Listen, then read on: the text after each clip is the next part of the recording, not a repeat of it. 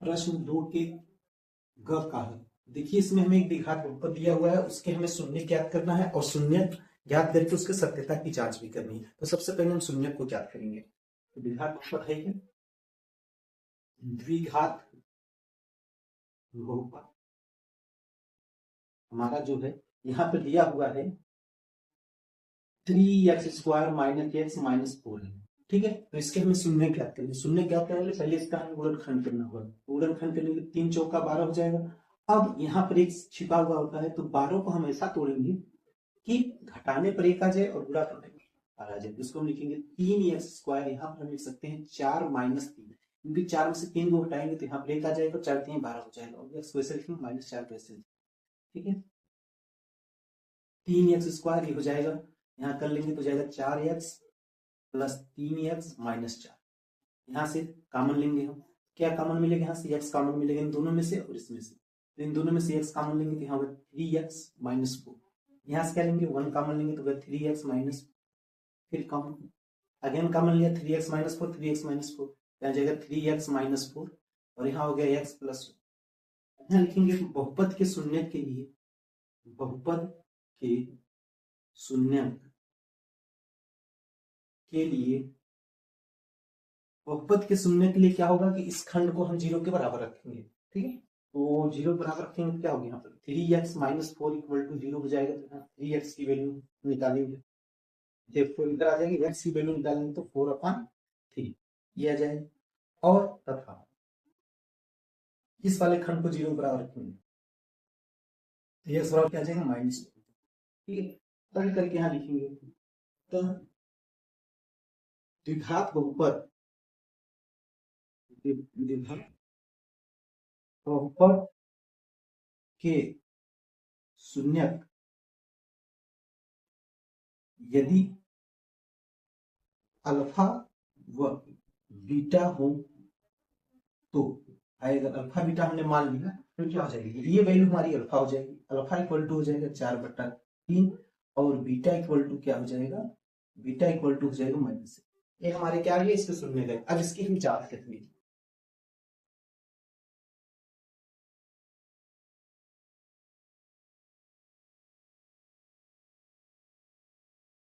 ठीक, अब यहाँ हम करेंगे जांच। जांच में क्या होता है? सबसे पहले जो हमें बहुपद दिया है उसको इंग्लिश लिख लेना है। लिखेंगे बहुपद क्या है यहाँ पे? 3x² - x - 4। यहाँ पे लिखेंगे तुलना, की तुलना किससे करना होगा हमको? मेन होता है क्या?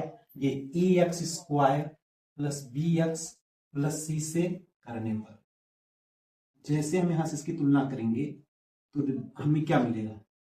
जैसे तुलना करें तो a बराबर हमें मिल जाएगा 3, b बराबर हमें मिल जाएगा -1 और c बराबर मिल जाएगा 4। ठीक, अब हम देखिए जानते हैं यहाँ पे शून्यांकों का योगफल, शून्यांकों का जो योगफल होता है, योगफल जिसको हम कह सकते हैं अल्फा + बीटा = होता है -b/a। ये हमारा फॉर्मूला हो। अब इसी को हम चेक करेंगे कि जो हमारे शून्य आए हुए हैं ये क्या संतुष्ट हो पा रहे हैं। देखते हैं अल्फा वैल्यू क्या है। अल्फा वैल्यू यहाँ का 4/3, बीटा वैल्यू क्या है? -1 है और ये -b की वैल्यू क्या है? b की वैल्यू यहाँ से होगी -1। a की वैल्यू क्या है? a की वैल्यू 3 है। तो देखिए इसको हल करेंगे, यहाँ एलसीएम ले लेंगे 3, तो 4 - 3 यहाँ आ जाएगा और माइनस प्लस 1/3 आ जाएगा। 4 में से 3 को हटाएंगे तो 1/3 और यहाँ भी 1/3, मतलब दोनों बराबर है। अतः हमारा कह सकते हैं तत्व। दूसरा भी चेक कर लेते हैं। शून्यांकों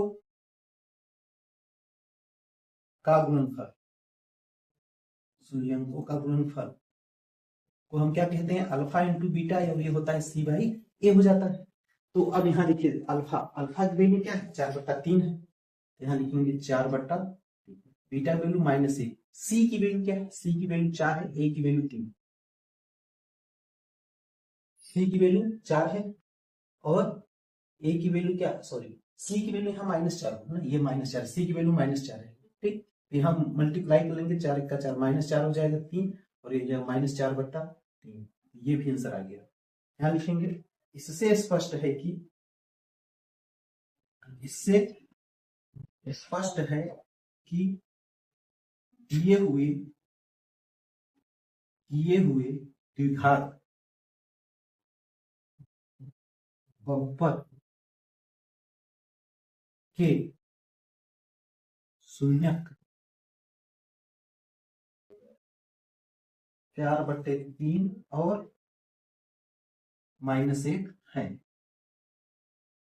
आपको बोर्ड पेपर में जिस तरह से मैं लिख रहा हूं उस तरह से टॉपिक लिखना है। मैं चाहता था उसको शॉर्टकट में फटाफट चीजों को मैं बता सकता था, बट बोर्ड पेपर में आप वैसे ही लिखना।